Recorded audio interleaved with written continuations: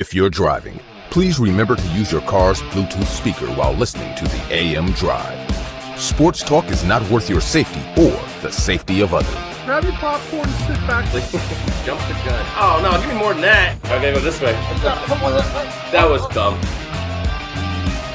We are. How could I tell you when nobody wants to? Your faded words I will choke. Happy Hump Day to everyone in the sports universe. It is June the 22nd, 2022.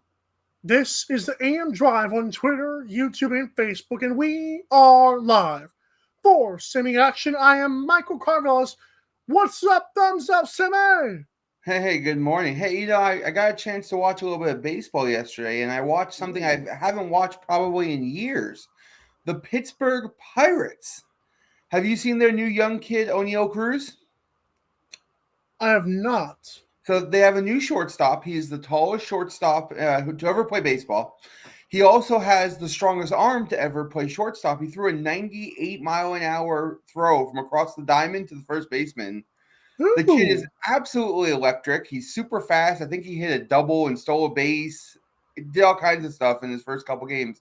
But if you have a chance to check out some Pirate baseball, it's something to watch.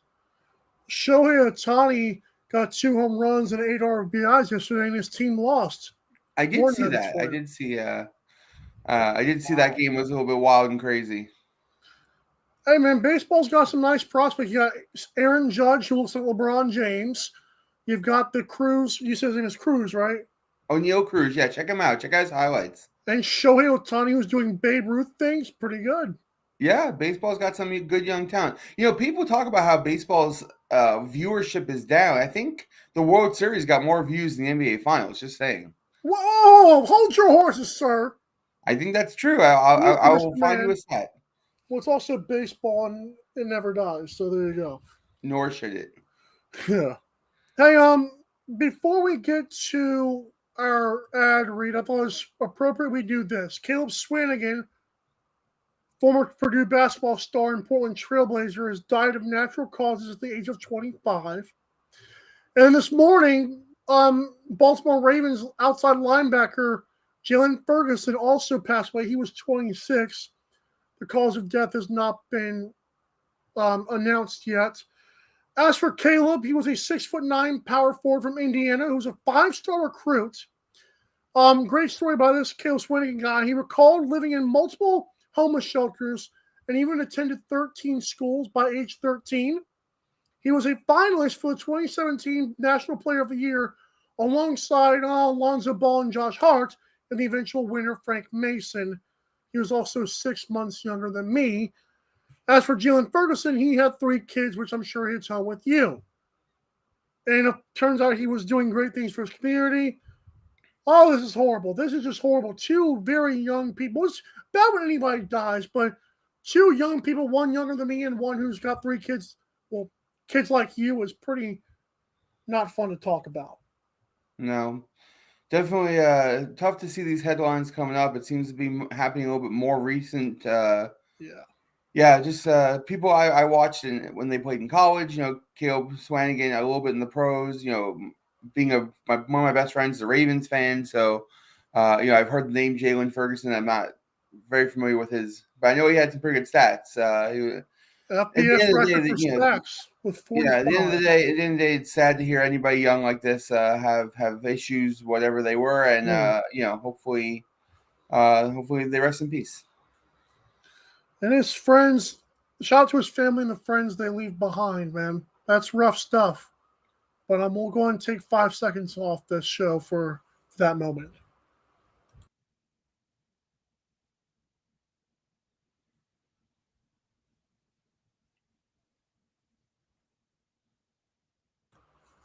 Alrighty, not a good tradition we like to have on this show, but it must be talked about because it is relevant in the sports world.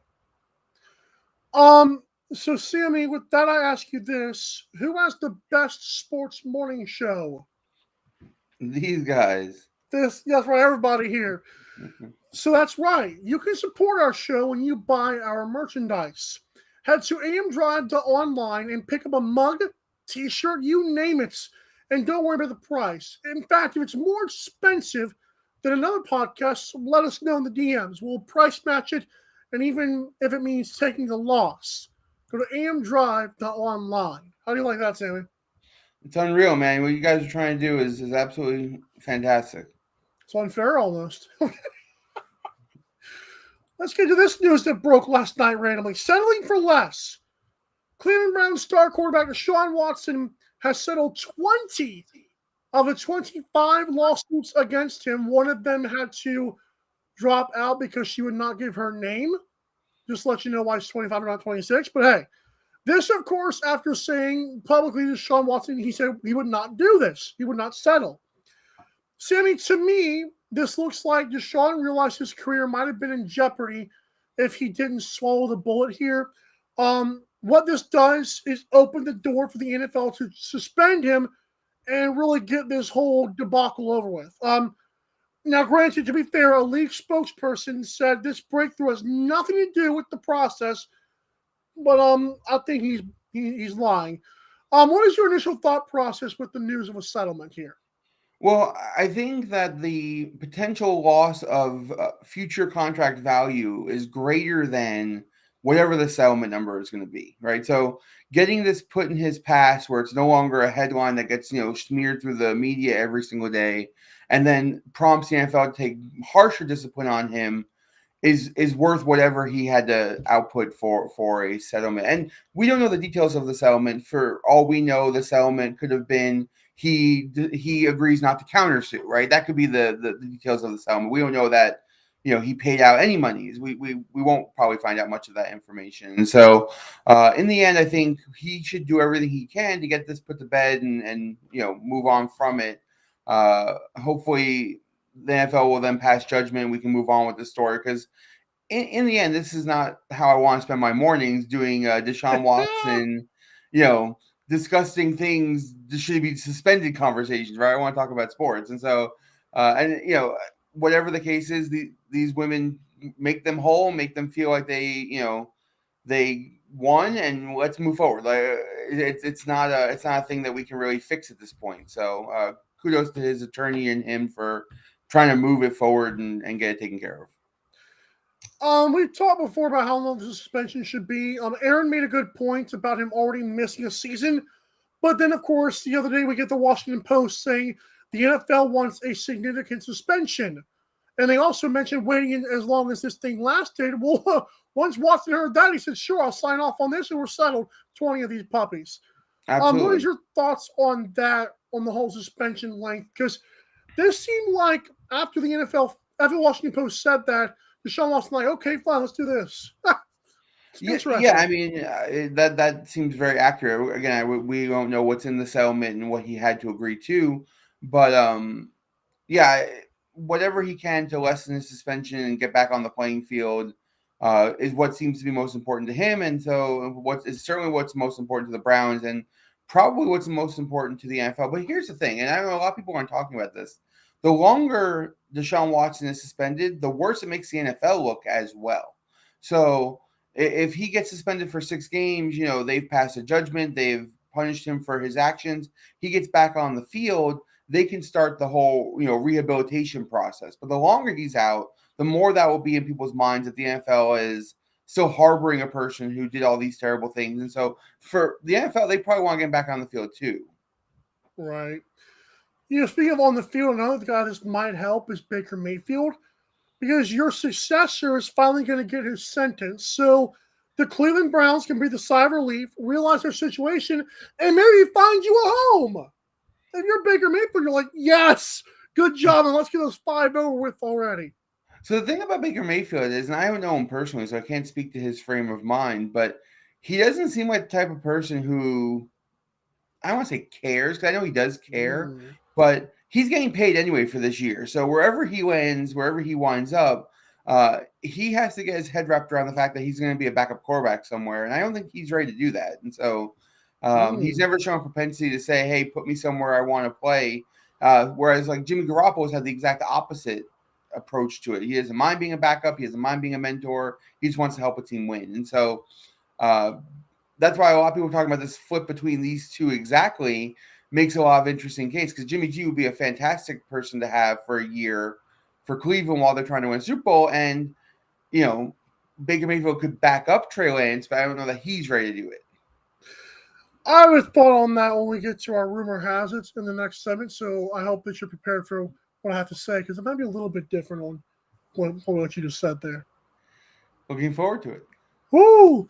Make sure to follow us if you enjoy the show and subscribe to our YouTube for awesome segments you might have missed. When we come back, can the Lightning keep momentum and tie up the Stanley Cup? It's a Game 4 Stanley Cup final preview, plus some more NFL rumor has it, this time with Sammy.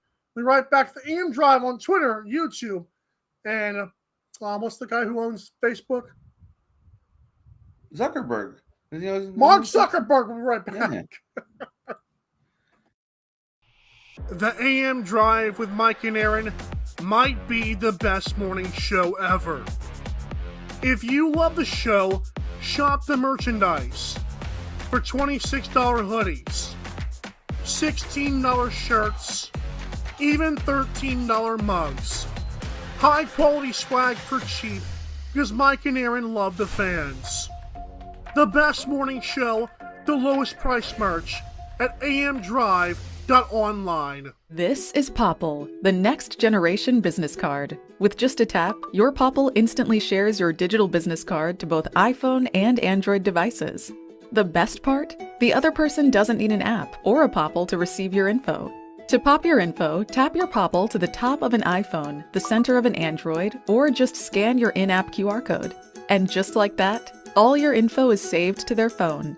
More connections, more leads, more sales. That's Popple.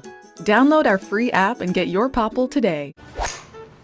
Aren't you the Vice Golf guy? Yeah, you want an autograph? Yeah. Actually, I was just wondering if the balls are any good. The balls are amazing. You look like a Pro Plus guy. I thought you'd never ask.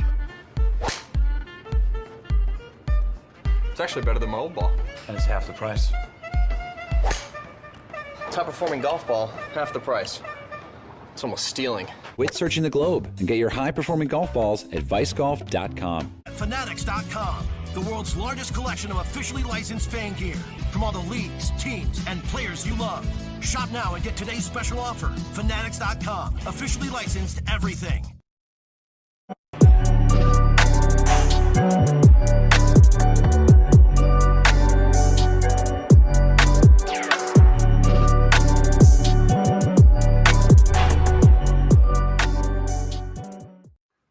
It is a happy hump day once again. If you want the best merchandise from your favorite team, no matter the league, including daily deals such as today's deal, which is 65% off site-wide, you have to go to MikeandAaronDrive.com and do what, Mr. Semi? Click the F. Gotta click the F. When you click the F, the entire Fanatics experience is at your disposal. No more wondering if it's NBA store or NBA shop, because it's MikeandAaronDrive.com. Support your team and our show. Thanks.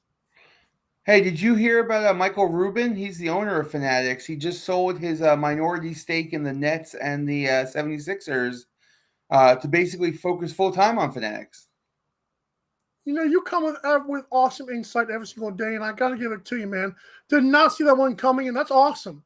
Yeah, I really think Fanatics is going to break into some like FanDuel or some sort of like daily sport betting options, and it's going to be more than just a store. I think Michael Rubin's kind of a revolutionary. He's a visionary, and so I think he's going to move Fanatics into a direction that he couldn't do when he was part ownership of a team. To be fair, we're going to talk about Amazon in a little bit too. Amazon used to be a book app. Oh, I remember. I was in college during those days. Oh, wow! I was a kid learning. Okay, let's get to Game 4. Tampa Bay swung back, or should I say struck back, in a big way in Game 3. Home ice did the trick for waking up star goalie Andrei Vasilevsky, despite even a shaky start in Game 3.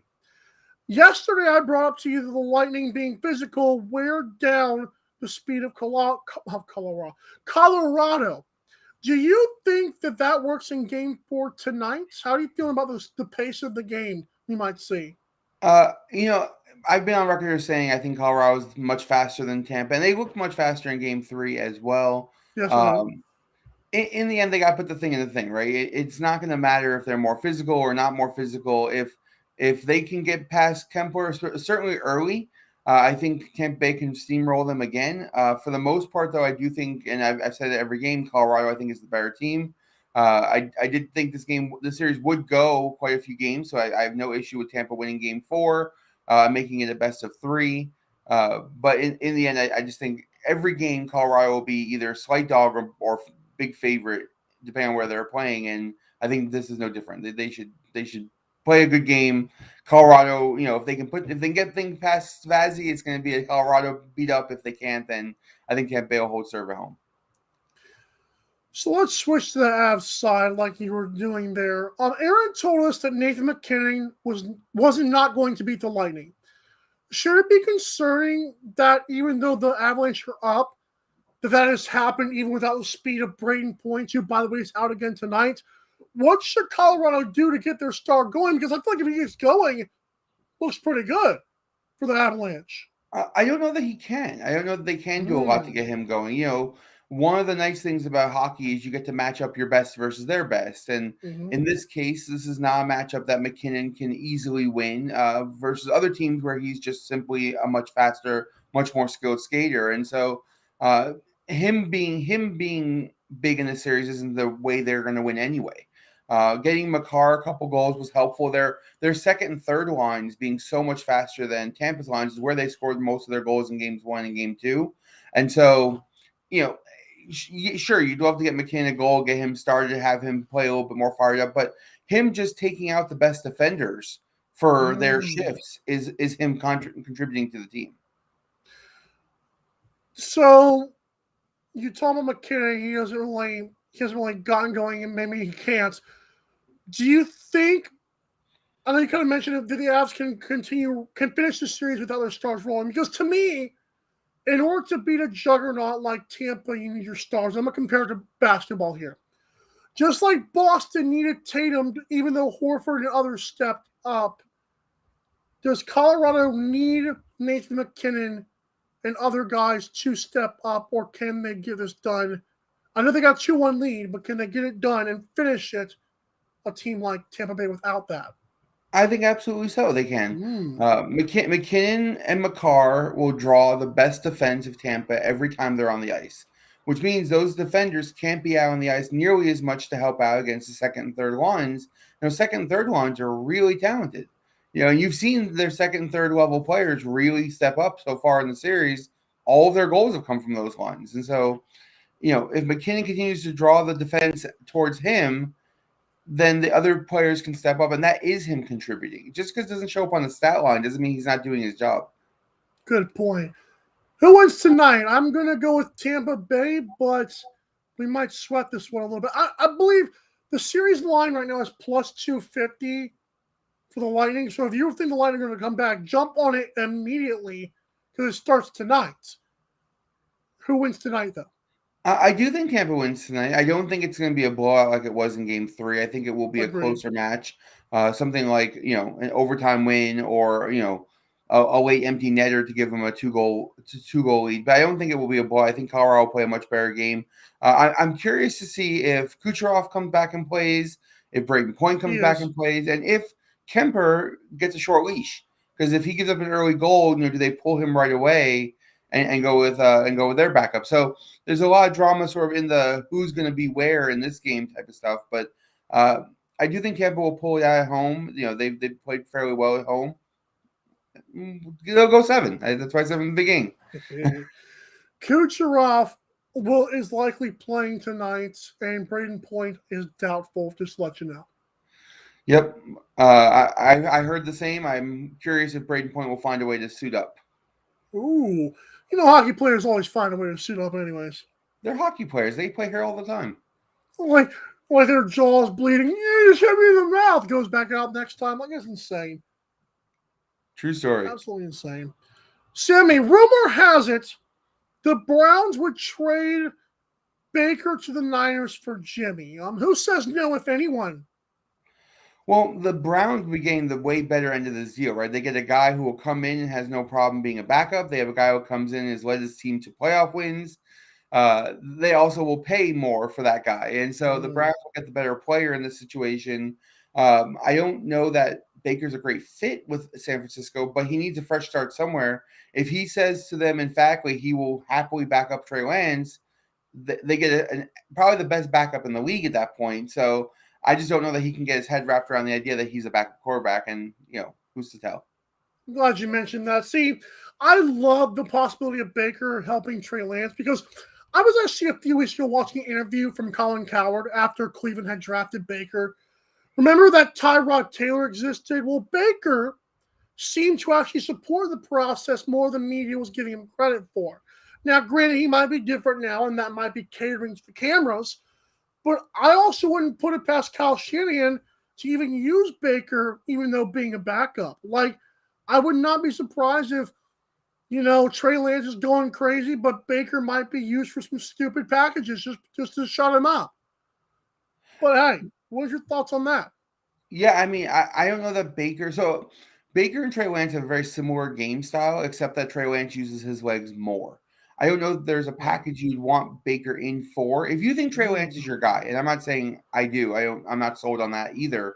But if you think Trey Lance is your guy, then there's nothing that Baker can do that you would rather him do than have Trey Lance do, right? So I don't know if there's packages. It's more or less just a mentorship, right? Of having to deal with the pressure, having to overcome the media, being on the hook for every good throw, bad throw, everything that comes with being an NFL quarterback.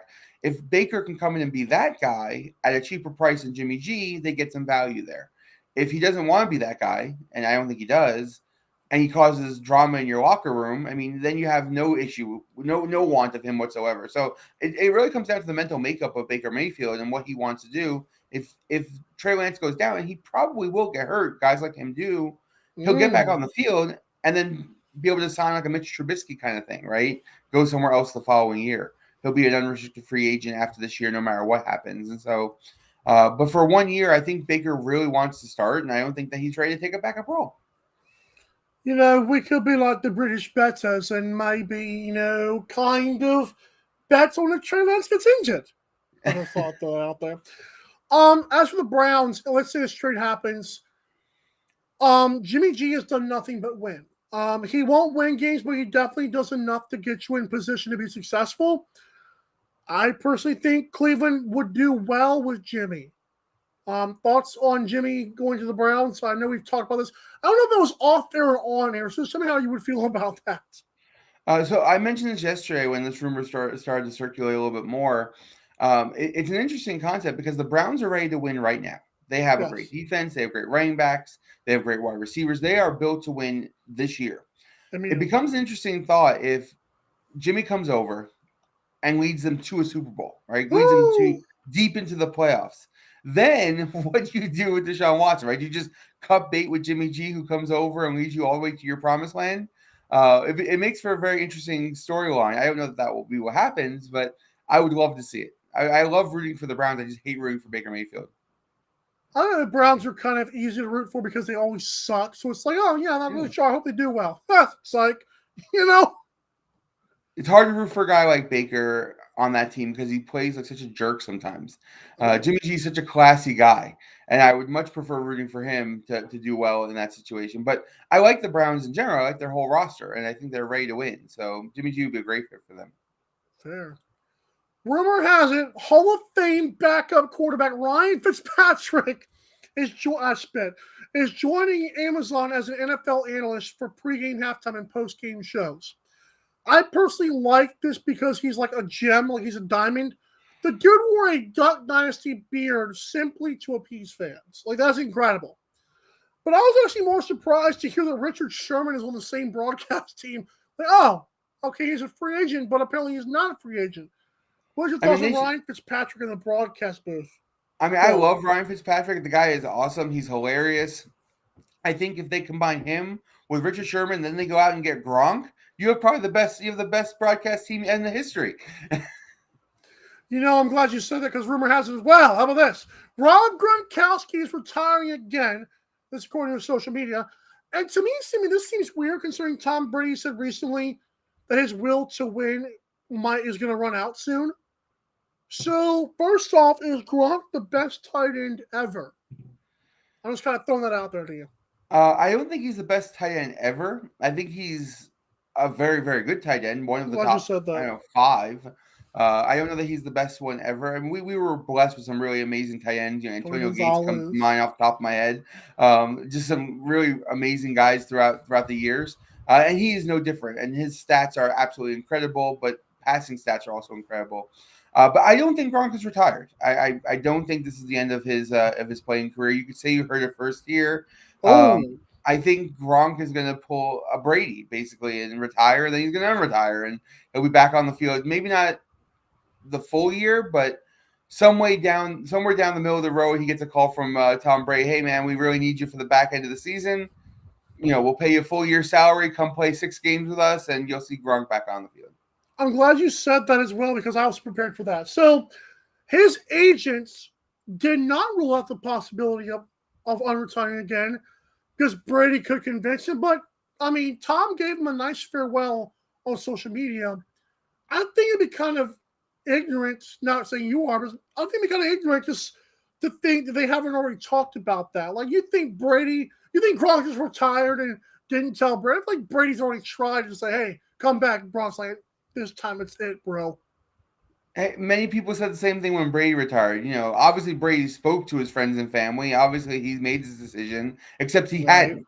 And he was still sort of up in the air on it. I'm not saying that he didn't say that, but these guys aren't retired until they no longer put on a jersey. They're just too talented, too good, and too young, at least in Gronk's case, 33. To say that I don't want to play anymore. And he loves playing football. He also loves partying, drinking beer, and all the other stuff too. There's plenty of time for that in his life, but I think the competitive drive in this guy is just too strong. And the first game that he watches, because I'm sure he's still a fan, and Brady misses an open tight end or a tight end can't get open, and they lose a game, he'll want to play and he'll want to come back and he'll have an open spot whenever he's ready. I agree. You think it affects the Buccaneers this year? Absolutely, it does. The Buccaneers. Tom Brady is, people have used the term he's a system quarterback, and that's ridiculous because he's won on multiple systems and multiple offensive coordinators. But I think he thrives when he knows and trusts all the people he's throwing the ball to.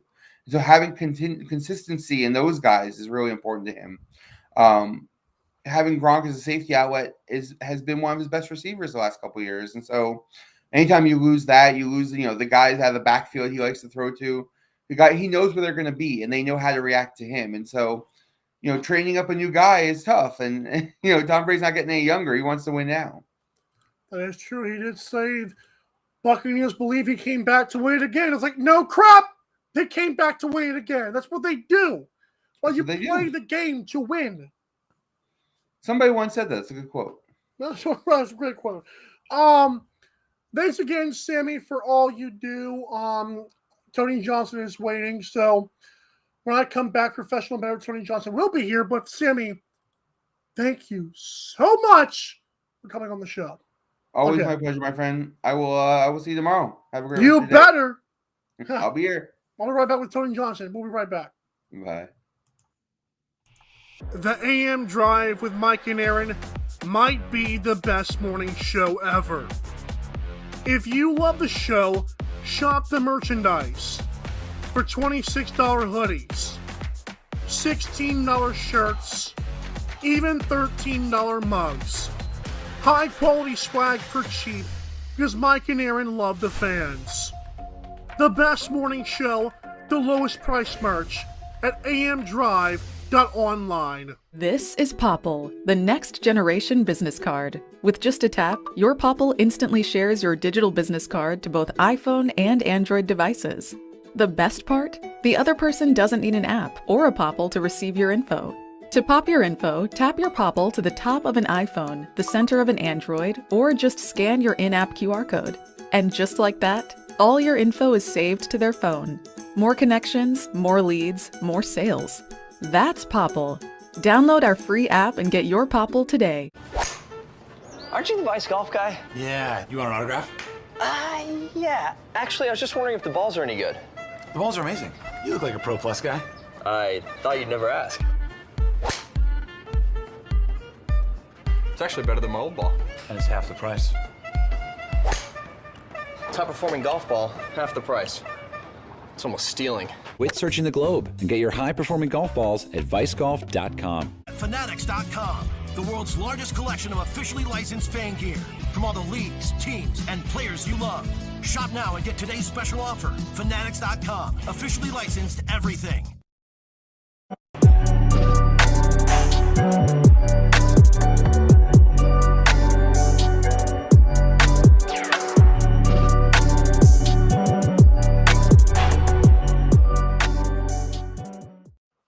I can't lie. This ad read might stink because I say the Cosmic Brownie, I'm starving. But Tony Johnson, if you host a podcast or run a small business, even if you write on Medium, it's hard spreading the word. We'll be the first to admit. Friends want to check it out, but they might not. So it's time to grow your brand with Popple. P-O-P-L. Popple is an easy-to-use but high-tech digital business card. You can get your Popple using the code AMDRIVE in all caps for 20% off. Set up your links and share. And don't worry. Wow. People you share with do not even need the Popple app or Popple itself. So get the Popple. You get your Popple using the code AMDRIVE for 20% off. Set up. I just already said that part. Holy cow. It comes in keychain, possibly even credit card form. POPO.co, whatever. Hi, Tony. That's a long read, Mike. I don't blame you there. I would have tripped up myself. Good to see you again. I got it down for a couple of weeks now. I was like, man, I screwed up, but good to see you too, sir. Absolutely. We have to get right into this firestorm because I'm telling you what, it's funny that last week we kind of mentioned the LIV and the US Open, and they did their best impression of recapping our show. So Brooks Koepka, I saw this morning about 5 a.m. I was like, man, I'm going to talk to Tony about this crap right here. Brooks Koepka gets so mad about being asked about the LIV. Shoots a +7 for the U.S. Open. What's your take on the hypocrisy? Because it's not like Greg Norman saw that and said, hey, that's my guy. What's your take on Brooksy joining the LIV after that and shooting like garbage? Yeah, I think there's a lot of factors in play. Unfortunately, the timing of it is obviously not ideal, and we've seen some chinks. We've seen some chinks in the armor here with Brooks. I think the last couple of years, he hasn't won a major now in that time frame, and we've even seen him struggle in a lot of events where he hasn't in years past, and he's missing cuts. And as you said, kind of an outburst, really for no reason. Yeah, I mean, did he get a lot of questions about it in a row? He did. I watched the press conference. It wasn't ideal. Reporters can be a little bit pushy, but that's part of the game, as you know, Mike. I mean, this is what it is. So, yeah, it was disheartening to see. More so the fact that now he's leaving us for the Live Tour, at least for however long that ends up being. And yeah, it's a shame because we haven't even seen a lot of Brooks anyway. He hadn't even played since the Masters. I understand he got married, a lot of things going on, but yeah, but to see him only play twice, since April, it's frustrating. It's frustrating because he moves the needle, and he's an entertaining guy, and he's a guy we like to, whether you love or hate him, he's a good guy to have around. So that'll be the real shame in all of this. I actually I've been a Bryson DeChambeau guy ever since their incident where he called him Brooksy. That's why I just called him Brooksy, by the way. Yeah. It's good for the LIV to be completely yeah. neutral here. Oh yeah. That now those two guys who are beefing are now in your league. Hey, it's gotta be. I mean, as long as he doesn't shoot like crap. But then again, it's like every guy they brought besides that Schwartzel Pretzel guy. It sounds like a pretzel name. I'm sorry, that's why I said that. But it just seems they have a good thing going if Bryson and Brooks are there now too. Oh yeah, yeah, and those guys, as you said, they're very apparent on social media and in the news, and it's definitely a good spot. Again, whether they play well or not, I don't think matters as much as the fact that it's news, Mike, and they will move and people will be willing to go over. There are people that support, as you said, Bryson, though, people that support Brooks Koepka, no matter what. There are some of those. There's a bunch that, nobody cares about Charles Schwartzel, anymore, maybe besides, our friend out here, Token Tony, who I know loves him still. But there's a lot of guys that no one's going to care, that no one's going to move towards or against. Whereas there is a collection of people that will, follow to where Brooks goes. Maybe just to hate on him, maybe to be that, but he matters. He matters a lot for the Live Tour. He is the second most important guy that has moved over now behind DJ. I don't think there's any question about that. Yeah, I mean it's these are players in their maybe DJ's a little past his prime, but Brooks Koepka is in theory a player in his prime that can very well and has been an elite player. He's a 4-time major winner. How many 4-time major winners are there? On tour, you can count them on one hand. So, yeah, I mean it's just again, we'll see what happens. Trying to stay out of it as much as I can here and just talk about what's actually going on. But yeah.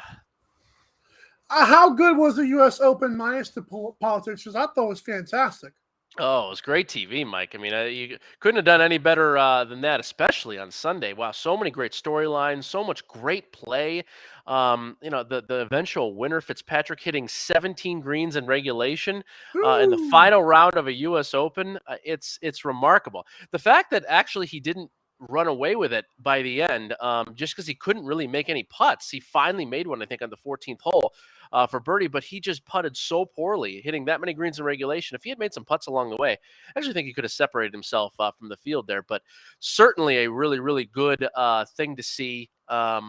I think the coverage was a little bit lacking. I know the USGA got some flack for that, at least through Saturday, with the amount of commercial interruptions there were, the lack of golf at times, or a lot of on-camera kind of discussions going on when guys are battling it out, late on the back nine. It was a little frustrating to see Justin Leonard's face constantly there when we weren't seeing golf shots. But besides that, it was really an excellent tournament, and a course that has a rich, immense history, which I'm glad they talked about throughout the telecast. We don't get that all the time. And comparing it to some of these live events and some of the other spots, you're not going to get that in these other tours and these other tournaments and these other places. There's just no history like there is at places like the Country Club on Brookline, where you have 140 year club history. It's pretty cool stuff. So. I always look forward to weeks like that and events like that, and seeing courses again that you haven't seen maybe in 15, 20 years on TV. It's a pleasure to watch. LIV, I don't even know her. It's a fun story about who's Livy anyways. I have a story real quick. I went to go see Buzz Lightyear on Sunday. It was fantastic. Great start to finish movie.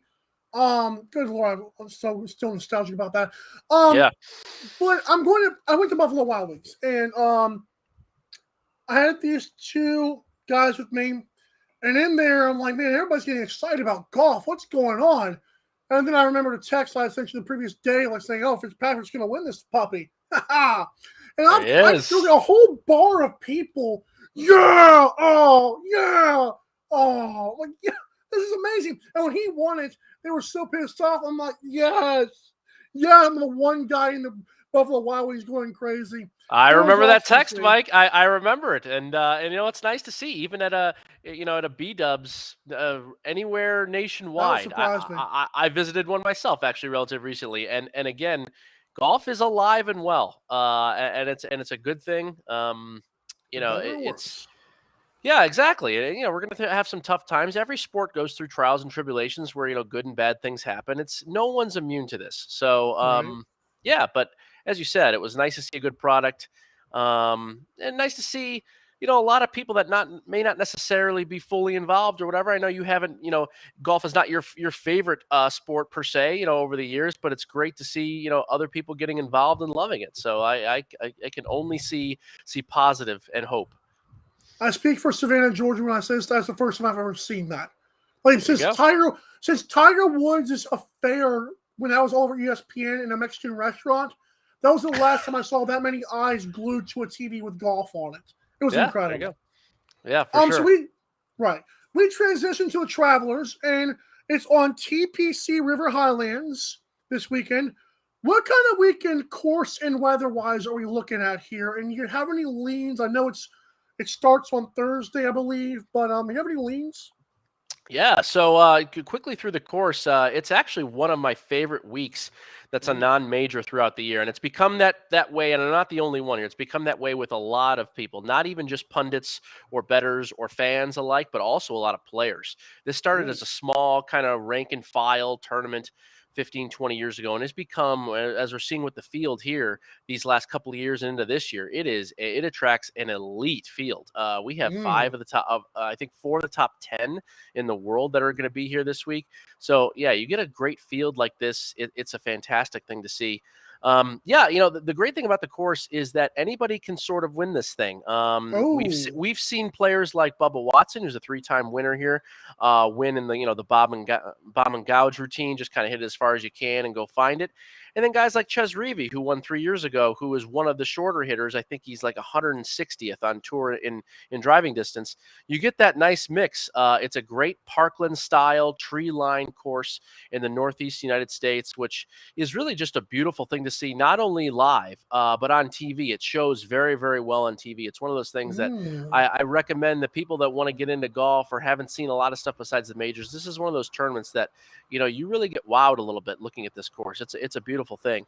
It's the nice thing as well is that grass-wise, they play on a grass called POA, which is more so home to Northern California and other parts of the Midwestern and northern part of the United States, where weeds are popular, and it's an interesting type of grass because a lot of these California players are guys that are from that area. People like Patrick Cantley or Brendan Steele tend to play well in this course, and you don't get that very often. Yeah, usually you get a northeast or a southeast connection. You don't get a lot of the West Coast guys that play as well. This is one of those interesting connections that I really, really like. I've talked about through the years and on some of the other podcasts. It's really kind of a cool thing. Other people have picked up on it as well, and so I look forward to this week for many, many reasons. Yeah, I mean, getting into some of the guys that I like, I'm going to have a full write-up just so you guys know. I know the link is on there on medium.com. Make sure you click on that. I'll have it up today. We're going to have exact numbers, exact guys. But, again, just basing off of what I just said, it's not necessarily the top end of the field. I know, Justin Thomas and Scotty Scheffler are in this field. I'm just not sure. This is not a great fit in the sense that there's a lot of people that can win this tournament. To me, there's 60, 70 guys that can outright absolutely win this tournament on their best game. Wow. You're not going to get tough conditions. You talked about the conditions. I know you wanted me to bring that up.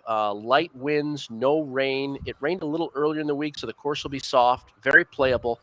My guess is that 17 to 19 under range, maybe even a little bit. Yeah, maybe even a little bit better depending on if putts can drop for someone.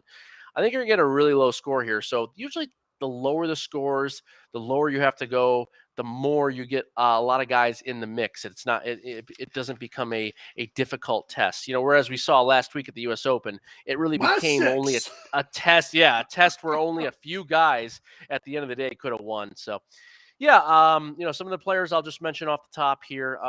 Guys like Seamus Power, Brian Harmon we were on last week. He faded, unfortunately, late for us.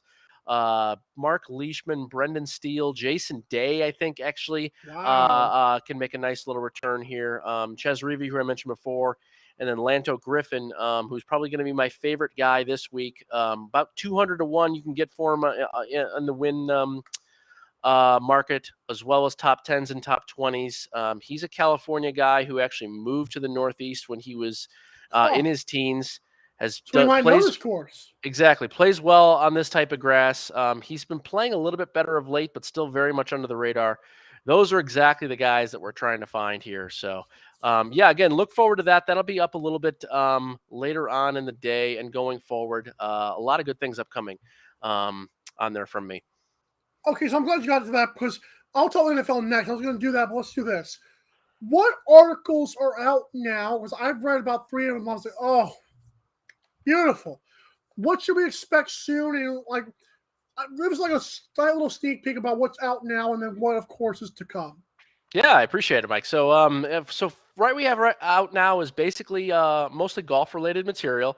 It's going to be stuff that I talked about moving day Saturday at the U.S. Open and Right. what we could expect, how difficult the scores would be. I think there's this notion that after you make the cut and all of the bad players are kind of out, that you're going to get better scoring. And my main point of that was to say that that's actually not going to happen for a variety of reasons. Weather was a lot of it, the way the course was set up worked out. I mean, it was almost a 74 scoring average, 4 over on Saturday. So I think small things like that, little intricacies of not only just the betting markets, but just sports in general that sometimes I think get missed and get lost, swept under the rug, are the type of things that I'm going to be talking about. So yeah, we have that, and then going forward, especially in the sports realm, I'm going to be starting a bit of a newsletter that will be just talking focused on bets and the guys that we can be looking for. Again, the conversation we just had about guys we're looking for, why they fit the course, why it makes sense. That's going to be a weekly thing sent out on Wednesday as well. So look for that coming forward. Yeah, I'm actually really excited about that because I think we can get a nice niche, good group of audience that not only just likes golf, but wants to know who they can look at, who they can bet on, things like that. So that's what we're doing. And then going into, I know we're going to be talking about the NFL and football upcoming, so it's a perfect segue.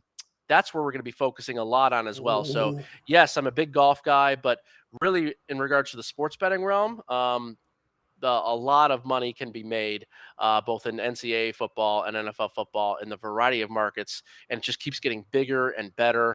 And I'm really looking forward to that. So yeah, this is, I think, a great time to get involved, to get started. It's just worked out well in so many fronts, Mike. I'm really excited about it. I'm excited about it too. How about this? I'm going to make a proposal to you on the show. Because it was brought to my attention that you don't mind coming on. So with that being said, would you like to come on at least every Wednesday or like in the future to maybe preview your newsletter? Maybe let us know a little sneak peek, but not the whole thing. That'd be a pretty cool deal. I'd love to, Mike. And again, it's why I love being with you guys. Both you and Aaron are exactly the epitome of what this should be about. Nobody's making, a massive living here. Nobody's getting rich yet, but you guys love to do it for what it is. And again, if anything leads to or whatever happens in the future, the fact is, I know that you guys care and you love it and you're passionate about it. And that's what that's what gets me excited. So it's a pleasure. It's honestly a pleasure talking to you and being on the show anytime. I can't say that enough. It really is. Yeah, hey, you're my favorite Vegas square, man. Yeah, that's right. Always. Right. A shout out to Token Tony and I'm Spike, though. This guy's going to come on again soon. I ain't going to lie. So let's get to this. 20 of the 25 Deshuan Watson cases are settled. That was big news last night. The suspension will no doubt soon follow. And I mean, your elephant is gone and now in the room of Cleveland. Your disgruntled Baker is going to be traded. So should bettors all of a sudden buy now in Cleveland? Because I'm going to tell you this.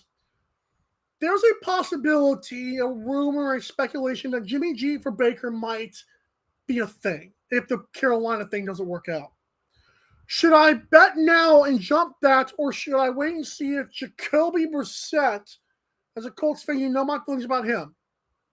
Should I wait and see if he's the man, or should I just jump now and hope something happens? This is a good team. It is. There's a lot of good pieces. It's a tough question. It's a loaded question in many ways, and the only way that I would be able to answer it is I would look at what your interest is in the other teams in that division first. Ooh. So to me, I would be very hands off because, as we know, the quarterback is by far the most important position on the field. And Deshaun Watson is a very good quarterback when healthy and when available to play, I should say. So we don't know what the suspension will be. We've heard that it might be a year. It seems like it may be less now. Who knows? But it's a lot of unknown. So to me, as a bettor, from the betting perspective, with unknown, I stay away. I like to know things. I like to have an idea. I like to have a good spot. So with all this unknown, we know there's going to be suspension. We know there's some sort of turmoil that is continuing in Cleveland.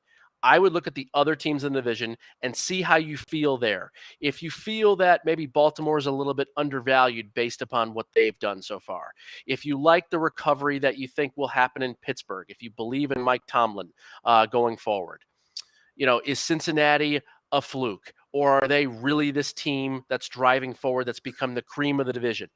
That's what I would answer. And if you believe whatever you would believe, like let's say you are a Cincinnati believer, you're a Cincinnati backer. Well, maybe now is your time, to get on there, whether it's to win the division bet, whether it's to win the conference or season wins, bet over whatever the case would be.